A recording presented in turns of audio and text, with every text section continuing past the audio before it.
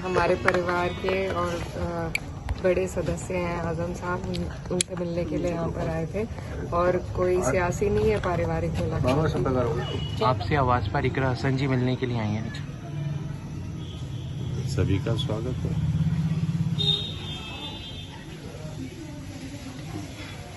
तो पार्टी की है। जी जी। कैराना सांसद व समाजवादी युवा महिला नेता इकरा हसन आजम खान से मिलने रामपुर पहुंची।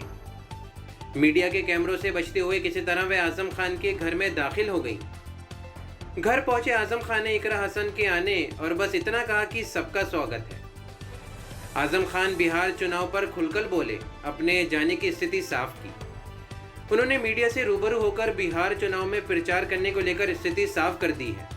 उनका कहना है कि वे प्रचार के लिए जा भी सकते हैं और नहीं भी जा सकते हैं। समाजवादी पार्टी के वरिष्ठ नेता आजम खान अपने आवास पर मीडिया से रूबरू हुए, जहां पर उन्होंने पत्रकारों के सवालों का जवाब अपने चिर परिचित अंदाज में दिया है। उनका कहना था कि बिहार ने हमेशा से ही देश को नई दिशा दी है और लोकतंत्र की रखवाली की है। ऐसी ही उम्मीद हम आगे भी करते हैं, मुल्क में दहशत कम होगी। आजम खान ने मुस्लिम मुख्यमंत्री के मुद्दे पर भी बेबाकी से अपनी राय रखी है। उन्होंने मुसलमानों पर हो रही कार्रवाई पर भी चिंता जाहिर की है। कहीं न कहीं उनका निशाना उत्तर प्रदेश की सरकार पर साफ नजर आ रहा था। चुनाव होना है, होगा। उम्मीद ये करते हैं कि बिहार ने देश को हमेशा नई राह दी है और लोकतंत्र की रखवाली की है। ऐसी ही उम्मीद हम आगे भी करते हैं। मुल्क से दहशत खत्म होगी, खत्म नहीं होगी तो कम होगी। नाइंसाफी का दौर कम होगा या ख़त्म होगा। बेगुनाहों के साथ बर्बरता नहीं होगी, अमानवीयता नहीं होगी और लोग ये भी ख्याल रखेंगे कि वक्त बदलेगा तो कहीं आने वालों के मन में बदले की भावना न रहे। लोकतंत्र में ऐसा नहीं होना चाहिए। जो हुआ है वो गलत है, अगर कभी ऐसा हुआ तो वो भी गलत होगा। बात कर रही बिहार में जो है सरकार हम बना रहे हैं तो 2027 में भी हम यहाँ पे बनाने सरकार। अब उनके कहे का मैं थोड़े जवाब दूंगा। आपको भी सरकार बनाएगा, आपकी तबीयत भी ठीक नहीं है लेकिन अभी जाएगी नहीं है। इनकार भी नहीं किया, जा भी सकता हूँ।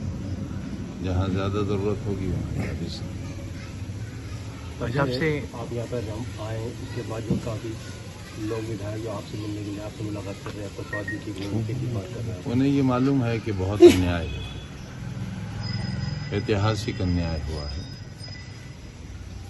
कल एक हिसार विश्वविद्यालय के वाइस चांसलर का लेटर वायरल हुआ है।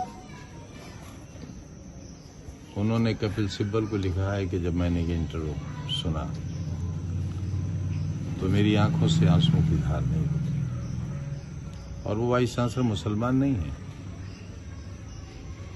वाइस चांसलर शायद पढ़ा लिखा आदमी होता है। जब देश के पढ़े लिखे लोगों ने ये समझ लिया है कि ऐसा न्याय किसी शहर, किसी इलाके, किसी परिवार, किसी व्यक्ति के साथ कभी नहीं हुआ, इतने फर्जी और झूठे मुकदमे और इतनी बड़ी बड़ी सजाएं, लोगों का दिल रो दिया है। और जो मेरे साथ हमदर्दी है वो उसी वजह से है, ना धर्म ना जात, हर धर्म हर जाति के लोग बड़ी तादाद में आ भी रहे हैं और मेरी हिम्मत अफजाई भी कर रहे हैं। अरुण सर, एक पार्टी के नेता ने ये कहा है बिहार चुनाव में कि 17% मुस्लिम आबादी होने के बाद उप मुख्यमंत्री का नाम किसी मुसलमान का नाम घोषित नहीं किया गया है और एक 3% जाति का उप मुख्यमंत्री का नाम घोषित किया गया है। इसको लेकर आप क्या? चाहत तो किसी की भी हो सकती है, वो जिसका कुछ ना हो, कोई परसेंटेज ना हो, उसकी भी चाहत हो सकती है। और सच्चाई तो यह है, भारत की राजनीति का दिल कभी बहुत छोटा है और कभी बहुत बड़ा है। इतना बड़ा है कि इसी देश में एक ऐसे साहब देश के प्रधान हुए जो कभी ग्राम प्रधान भी नहीं हुए, ऐसे साहब भी प्रधानमंत्री हुए। तो चाहत पर कोई आप रोक नहीं लगा सकते, लेकिन हमारी कोई चाहत नहीं। हमारी चाहत सिर्फ ये है कि अन्याय न हो। हमसे घृणा की भी एक हद होनी चाहिए। घृणा ऐसी न हो जिसमें तबाह कर दो, फना कर दो, बर्बाद कर दो, सिर्फ एक वोट के लिए पूरी आबादियां, पूरे शहर नेस्तो नाबूद कर दिए जाए, पूरे खानदानों को फना हो बर्बाद कर दिया जाए, जेलों में सड़ा दिया जाए। इतनी घृणा से हमें घृणा अपने आप से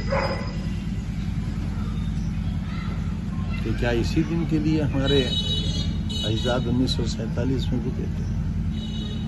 इसी अंजाम के लिए, यही सुनने और यही सहने के लिए रुके थे।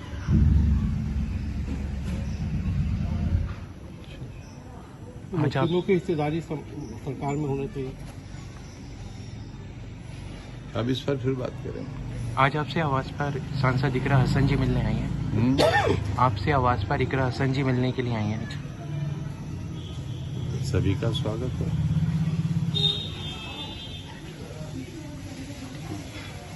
तो पार्टी की हैं। जी जी। बहुत शुक्रिया। आजम खान के घर से मुलाकात करने के बाद बाहर निकली इकरा हसन ने मीडिया से कहा कि आजम खान से उनकी पारिवारिक संबंध है और ये मुलाकात एक पारिवारिक थी, राजनीतिक नहीं।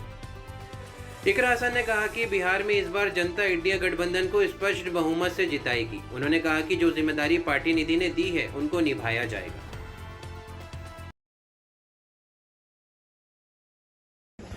जी, हमारे परिवार के और बड़े सदस्य हैं आजम साहब, उनसे मिलने के लिए यहाँ पर आए थे और कोई सियासी नहीं है, पारिवारिक मुलाकात। क्या बातचीत रही उनसे आपकी?